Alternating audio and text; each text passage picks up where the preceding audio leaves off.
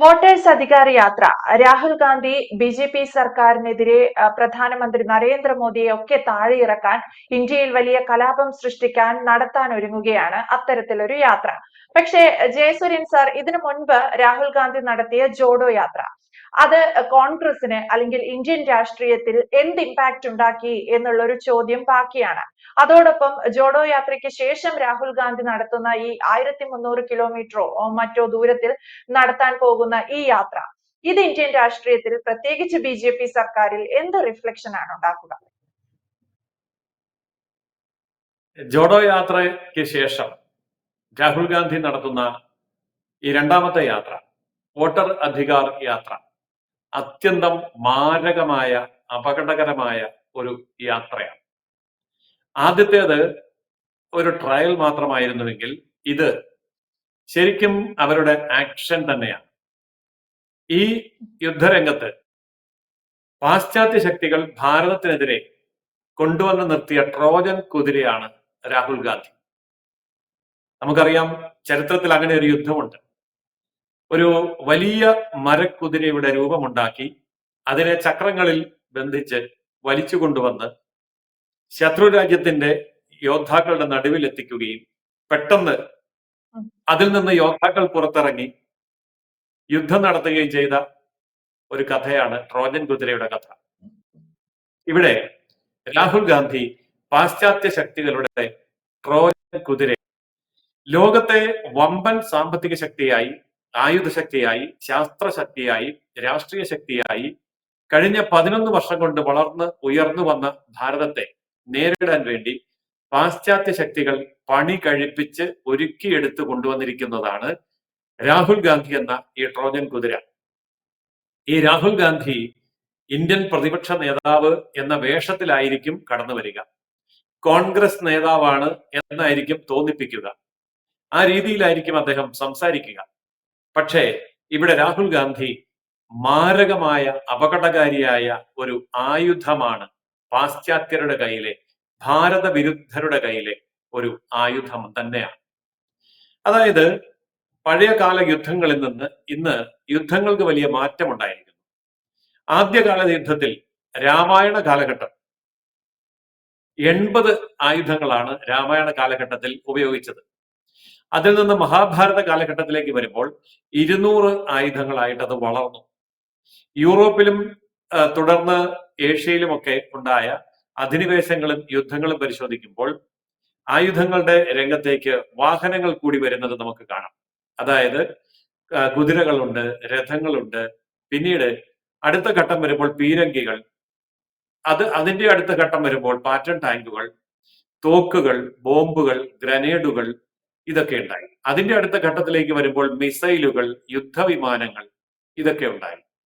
പക്ഷേ ഇനി വരാൻ പോകുന്ന കാലഘട്ടത്തിൽ നമ്മൾ കാണാൻ പോകുന്ന ആയുധങ്ങൾ ഇതൊന്നും തന്നെ ആയിരിക്കുകയില്ല. മനുഷ്യനെ കൊല്ലുന്ന ആയുധങ്ങളിൽ നിന്ന് നമ്മൾ മാറി ഇപ്പോൾ നടക്കുന്ന യുദ്ധത്തിൽ മനുഷ്യനെ കൊല്ലുന്ന ആയുധങ്ങളായിരിക്കില്ല, രാഷ്ട്രങ്ങളെ കൊല്ലുന്ന ആയുധങ്ങളായിരിക്കും പ്രധാനം. ഒരു രാജ്യത്തെ കൊല്ലുന്ന ആയുധം, അത് ശരിക്കും പറഞ്ഞാൽ ഇൻഫർമേഷൻ വാർ ആയിരിക്കും. ഇൻഫർമേഷനും മിസ്ഇൻഫർമേഷനും അത് രണ്ടും ചേർത്തുകൊണ്ട് ആൾക്കാർക്ക് ഒന്നും മനസ്സിലാകാത്തത് പോലെയുള്ള ഒരു യുദ്ധമായിരിക്കും ഇനി നടക്കാൻ പോകുന്നത്. ഇത് തുടങ്ങിയിട്ട് 2ാം ലോക മഹായുദ്ധ കാലഘട്ടത്തിൽ ഇത് ആരംഭിച്ചു. ഇന്ന് അത് ആധുനികമായിട്ടുള്ള പുതിയ പുതിയ രൂപഭാവങ്ങൾ കൈക്കൊണ്ടു. അങ്ങനെ ഈ കഴിഞ്ഞ ഒരു 10-25 വർഷങ്ങൾക്കിടയിൽ നമുക്ക് നോക്കിയാൽ മനസ്സിലാവും, അല്ലെങ്കിൽ ഒരു 50 വർഷം പുറകോട്ട് നോക്കിയാൽ മനസ്സിലാവും, പല രാജ്യങ്ങളെയും കീഴടക്കിയത് ആയുധങ്ങളല്ല എന്ന്, ആശയങ്ങളാണ്. അതായത് തെറ്റിദ്ധരിപ്പിക്കപ്പെട്ട ആശയങ്ങൾ. നമ്മുടെ തൊട്ടടുത്ത അയൽ സംസ്ഥാനമായ ബംഗ്ലാദേശ് 67% വോട്ടോടുകൂടി ഭൂരിപക്ഷത്തിൽ വന്ന ഒരു ഭരണകൂടത്തെ താഴെ ഇറക്കാൻ വേണ്ടി തെരഞ്ഞെടുപ്പ് വേണ്ടി വന്നില്ല എന്നുള്ളതാണ്. മിസ്ഇൻഫർമേഷനും ഇതുപോലെയുള്ള മിസ് റെപ്രസെന്റേഷനും ഉപയോഗിച്ചുകൊണ്ട് ജനങ്ങൾക്കിടയിൽ അശാന്തി പരത്തി, സൈന്യത്തിനിടയിൽ ആശയം കൊടുത്ത്, ആദ്യം കുട്ടികളെയും പിന്നീട് കർഷകരെയും പോലെയുള്ളവരെ തെരുവിലിറക്കി, അവസാനം ഇതൊരു വലിയ ജനകീയ പ്രക്ഷോഭമാണെന്ന് വരുത്തി തീർക്കാൻ പാശ്ചാത്യ മാധ്യമ ലോകങ്ങൾ കഥകൾ ചമച്ച് ഏറ്റവും ഒടുവിൽ തെരുവിലിറങ്ങുന്നവർക്ക് പട്ടാളം പിന്തുണ കൂടി കൊടുക്കുന്നതോടുകൂടി ഒരു രാജ്യത്തിന്റെ അട്ടിമറി പൂർത്തിയാവുകയാണ്. തുടർന്ന് ആരാണ് അധികാരത്തിൽ വരുന്നത്? പാശ്ചാത്യ ശക്തികളുടെ പാവകളായി പ്രവർത്തിക്കും എന്ന് തെളിയിച്ചിട്ടുള്ള, പതിറ്റാണ്ടുകളായി അവർ പാലും ചോറും കൊടുത്ത് വളർത്തിക്കൊണ്ടുവന്ന ബിനാമികൾ പെട്ടെന്ന് രാജതലവന്മാരായി മാറുകയാണ്. എന്നിട്ട് അവിടെ അയാളെ മുന്നിൽ നിർത്തിക്കൊണ്ട് പാശ്ചാത്യ ശക്തികൾ ആ രാജ്യം അങ്ങ് പിടിച്ചെടുക്കുകയാണ്. ഇത് നമ്മൾ ബംഗ്ലാദേശിൽ മാത്രമല്ല കണ്ടത്. ഇത് കഴിഞ്ഞ ഒരു 50 വർഷത്തിനിടയിൽ ഏതാണ്ട് 25ഓളം രാജ്യങ്ങളിൽ പരീക്ഷിച്ച് വിജയിച്ച ഒരു തന്ത്രമാണ്. അതായത് ജനാധിപത്യ മാർഗത്തിലൂടെ വളർന്നുകൊണ്ടിരിക്കുന്ന ഒരു രാജ്യത്തെ അട്ടിമറിക്കാൻ കഴിയില്ല എന്ന് മനസ്സിലായാൽ പിന്നെ ഈ തരത്തിലുള്ള യുദ്ധങ്ങളാണ് വരിക. ഇവിടെ ഭാരതത്തിനെതിരെ ഇപ്പോൾ നടന്നുകൊണ്ടിരിക്കുന്നത് അതേ തരത്തിലുള്ള യുദ്ധമാണ്. ഒരു സംശയവും വേണ്ട, പാശ്ചാത്യ ശക്തികൾ നമ്മുടെ രാജ്യത്തെ ജനാധിപത്യ സംവിധാനത്തെ അസ്ഥിരപ്പെടുത്താൻ വേണ്ടിയുള്ള അശ്രാന്ത പരിശ്രമം തുടങ്ങിയിട്ട് കുറെ കാലമായി. നമ്മൾ രാഹുൽ ഗാന്ധിയുടെ കഥ തന്നെ എടുക്കൂ. 8 വർഷമായി അദ്ദേഹം ഇന്ത്യയിലെ തെരഞ്ഞെടുപ്പ് സംവിധാനങ്ങൾ തെറ്റാണ് എന്ന് പറയാൻ തുടങ്ങിയിട്ട്. കാരണം എന്താ? ഉത്തർപ്രദേശ് പോലെയുള്ള സംസ്ഥാനങ്ങളിൽ കേവലം 2% വോട്ടായി മാറിയിരിക്കുന്നു കോൺഗ്രസിന്. 2%, 6%, 8%. അത്ര ഇന്ത്യയിലെ മിക്ക മഹാഭൂരിപക്ഷ സംസ്ഥാനങ്ങളിലും കോൺഗ്രസ് വോട്ടെന്ന് പറയുന്നത് 2% മുതൽ 10% വരെ മാത്രമായി ചുരുങ്ങിയപ്പോൾ ഒരു കാര്യം അവർക്ക് മനസ്സിലായി, ജനങ്ങൾ അകന്നു പോയിരിക്കുന്നു. ഇനി ഒരു കാലത്തും കോൺഗ്രസിന് അധികാരത്തിൽ വരാൻ സാധ്യമല്ല. എന്നാൽ അന്തിമ പോരാട്ടത്തിന് ഒരുങ്ങുക. അതിന് രാഷ്ട്രത്തെ നശിപ്പിക്കണമെങ്കിൽ രാഷ്ട്രത്തെ തന്നെ നശിപ്പിക്കണം, രാഷ്ട്രീയപ്പിക്കണം.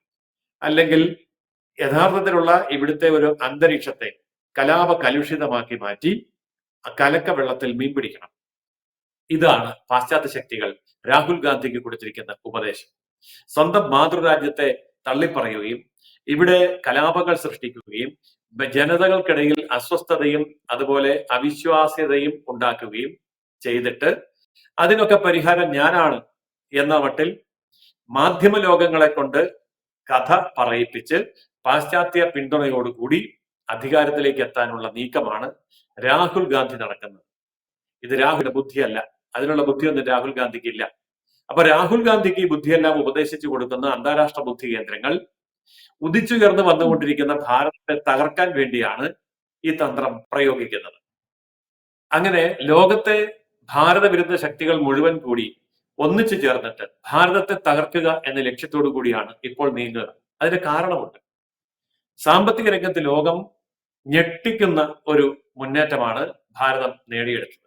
ആയുധ രംഗത്തും അങ്ങനെ തന്നെ, ശാസ്ത്ര സാങ്കേതിക രംഗത്തും അതുപോലെ തന്നെ. അതുപോലെ വർക്കിംഗ് ഫോഴ്സിന്റെ കാര്യം നോക്കിയാൽ ലോകത്തെമ്പാടുമുള്ള യുവജന ജനസംഖ്യയുടെ 60% ഭാരതത്തിലാണ്. ഇംഗ്ലീഷ് അറിയാവുന്നവർ, കമ്പ്യൂട്ടർ അറിയാവുന്നവർ, വിദ്യാഭ്യാസമുള്ളവർ എന്ന് തുടങ്ങി ലോകത്തെ വർക്ക് ഫോഴ്സിന്റെ 60% ഭാരതത്തിലാണ്. ഈ ഭാരതം ഈ വർക്ക് ഫോഴ്സിനെ, ഈ മാൻ പവറിനെ നല്ല രീതിയിൽ ഉപയോഗിക്കാൻ അവർക്ക് വേണ്ടത് ഒരു നല്ല ഭരണാധികാരിയാണ്.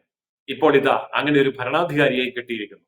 അതുകൊണ്ട് ഇനി ഭാരതത്തെ പിടിച്ചു കെട്ടാനാവില്ല, ചൂഷണം ചെയ്യാനാവില്ല, അടിച്ചമർത്താനാവില്ല, പരാജയപ്പെടുത്താനും എന്ന് മനസ്സിലായപ്പോൾ intellectual warfare, information warfare, misrepresentation warfare, media warfare എന്ന് തുടങ്ങി പുതിയ യുദ്ധതന്ത്രങ്ങൾ തുറക്കുകയാണ് ആധുനിക ലോകം. ആ യുദ്ധതന്ത്രങ്ങളുടെ എല്ലാം കരുവായി നമ്മുടെ മുമ്പിൽ മഹാഭാരതത്തിലെ ശിഖണ്ഡിയെ പോലെ നിൽക്കുകയാണ് രാഹുൽ. അതാണ് ഇപ്പോൾ നമ്മൾ ബീഹാറിൽ കണ്ടുകൊണ്ടിരിക്കുന്ന യാത്ര. ഇത് ബീഹാറിലെ കേവലം ഇലക്ഷൻ വിജയത്തിന് വേണ്ടിയുള്ള യാത്രയായി ആരും കോൺഗ്രസിനെ ഉയർത്തെഴുന്നേൽപ്പിക്കാനുള്ള യാത്ര നമുക്ക് തെറ്റിദ്ധാരണയും വേണ്ട. ഇത് ഭാരതത്തെ കീഴടക്കാനുള്ള പാശ്ചാത്യ ശക്തികളുടെ ഒരു വലിയ പടനീക്കം തന്നെയാണ്. എന്തായാലും രാഹുൽ ഗാന്ധി നടത്താൻ പോകുന്ന ഈ വോട്ടർ അധികാര യാത്ര ഇന്ത്യക്കെതിരെയുള്ള ഒരു കലാപയാത്രയായി മാറുമോ എന്ന തരത്തിലാണ് ചർച്ചകൾ പുരോഗമിക്കുന്നത്. രാഹുൽ ഗാന്ധി ജോഡോ യാത്രയ്ക്ക് ശേഷം നടത്തുന്ന ഈ യാത്ര ഇന്ത്യൻ ഭരണകൂടത്തിനെതിരായ വിദേശ ശക്തികൾ കൂട്ടുനിൽക്കുന്ന ഭീകരമായ ഒരു യാത്രയാണെന്ന് ജയസൂര്യൻ സാർ പറഞ്ഞതുപോലെ നമുക്ക് വിശേഷിപ്പിക്കാം. സാർ, ഈ ചർച്ചയുടെ ഇടയ്ക്ക് സാർ ഒരു പദപ്രയോഗം നടത്തുകയുണ്ടായി, ഇൻഫർമേഷൻ വാർഫെയർ എന്നത്. യഥാർത്ഥത്തിൽ എന്താണ് അതുകൊണ്ട് ഉദ്ദേശിക്കുന്നത്? ഇത് വളരെ മാരക പ്രഹരശേഷിയുള്ള ഒരു ആയുധമാണ്. ആശയങ്ങളാണ് ഇവിടെ ആയുധങ്ങളായിട്ട് വരിക. ബീഹാറിൽ അദ്ദേഹം 1300 കിലോമീറ്റർ ദൈർഘ്യമുള്ള യാത്ര പ്ലാൻ ചെയ്യുമ്പോൾ ആ റൂട്ട് നോക്കിയാൽ നമുക്ക് മനസ്സിലാകും മുസ്ലിം ഭൂരിപക്ഷ പ്രദേശങ്ങളെ കോർത്തിണക്കിക്കൊണ്ടാണ് ആ യാത്ര കടന്നു പോകുന്നത്. അതുപോലെ തന്നെ പട്ടികജാതി, പട്ടികവർഗ, ദളിത്, ആദിവാസി, പിന്നോക്ക വിഭാഗങ്ങളുടെ ഏരിയയിലൂടെയാണ് ഈ യാത്ര കൂടുതലായിട്ടും കടന്നു പോകുന്നത്. ചുരുക്കി പറഞ്ഞാൽ ഇന്ത്യക്കെതിരെ ആരെയൊക്കെയാണോ അണിനിരത്തേണ്ടത് അവരുടെ ഹൃദയഭൂമിയിലേക്കാണ് ഈ യാത്ര.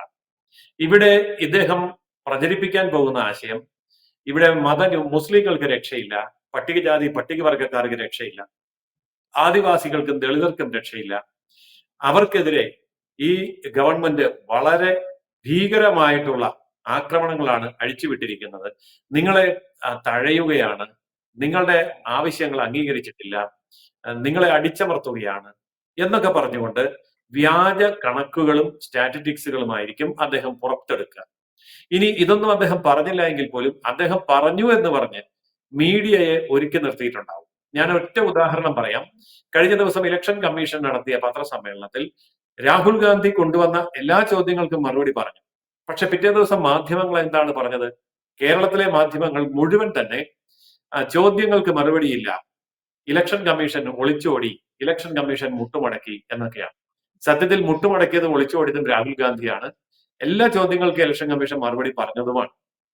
ഇതുപോലെ നമ്മളുടെ യാഥാർത്ഥ്യങ്ങളുമായി ബന്ധമില്ലാതെ ഉള്ള വാർത്തകൾ പ്രചരിപ്പിക്കുകയും ചെയ്യും. അപ്പൊ ചുരുക്കി പറഞ്ഞാൽ കള്ളങ്ങളും അതായത് അസത്യങ്ങളും അർദ്ധസത്യങ്ങളും അടങ്ങുന്ന ആശയങ്ങളുടെ ഒരു വലിയ തെറ്റിദ്ധാരണാജനകമായ പ്രവാഹമായിരിക്കും 1300 കിലോമീറ്റർ ദൈർഘ്യം വരുന്ന ഈ യാത്രയിൽ അദ്ദേഹം മുസ്ലിങ്ങൾക്കും പട്ടികജാതി, പട്ടികവർഗ, ദളിത്, ആദിവാസി, പിന്നോക്ക വിഭാഗങ്ങൾക്കും ഇടയിൽ പ്രചരിപ്പിക്കുക.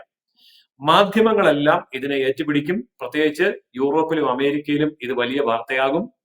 ആ വാർത്ത ഇന്ത്യയിലെ അവരുടെ മീഡിയകളിലൂടെ പ്രചരിപ്പിക്കും. ചുരുക്കി പറഞ്ഞാൽ ഇന്ത്യ ഒരു പിളർപ്പിലേക്ക് പോവുകയാണെന്നും ഇന്ത്യയിലെ അവർണ സവർണ വ്യത്യാസം വളരെ ശക്തമാണെന്നും മതന്യൂനപക്ഷങ്ങൾ അരക്ഷിതരാണ്, ഭൂരിപക്ഷം അവരെ പീഡിപ്പിക്കുകയാണെന്നും അവാസ്തവികമായിട്ടുള്ള 100% കള്ളങ്ങളുടെ ഒരു മഹാഘോഷയാത്രയാണ് വരാൻ പോകുന്നത്. ഈ ഘോഷയാത്രയിൽ ആശയപരമായി ജനങ്ങൾക്കിടയിൽ അസ്വസ്ഥത സൃഷ്ടിച്ചുകൊണ്ട് അവർക്കിടയിൽ ഭിന്നത ഉണ്ടാക്കുക എന്നുള്ളതായിരിക്കും രാഹുൽ ഗാന്ധിയെ മുൻനിർത്തിക്കൊണ്ട് പാശ്ചാത്യ ശക്തികൾ ചെയ്യാൻ പോകുന്ന ഡീപ് സ്റ്റേറ്റ് യുദ്ധം. അതാണ് ഈ പറഞ്ഞ ഇൻഫർമേഷൻ വാർഫെയർ എന്നുള്ളത് കൊണ്ട് നമ്മൾ മനസ്സിലാക്കേണ്ടത്. കൂടുതൽ വാർത്തകളും വിശേഷങ്ങളും നിങ്ങളിലേക്ക് എത്താൻ ABC മലയാളം സബ്സ്ക്രൈബ് ചെയ്യുക, ബെൽ ബട്ടണും അമർത്തുക.